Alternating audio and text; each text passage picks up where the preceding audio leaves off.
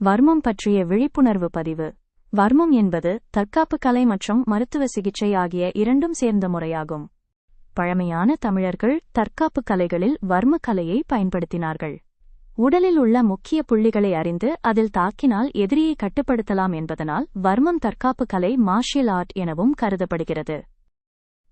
வர்மம் என்பது தற்காப்பு கலை மட்டுமல்ல, இயற்கை மருத்துவ முறையும் ஆகும்.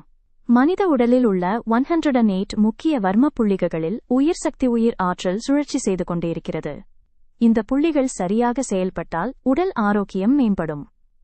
நரம்பு செயல்பாடு சீராகும்.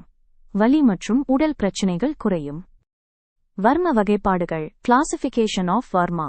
படு வர்மம், தொடு வர்மம், தட்டு வர்மம், நோக்கு வர்மம், ஊது வர்மம், ஜோடி வர்மம், பஞ்சபட்சி வர்மம், கிரக வர்மம், நட்சத்திர வர்மம், தந்திர வர்மம்.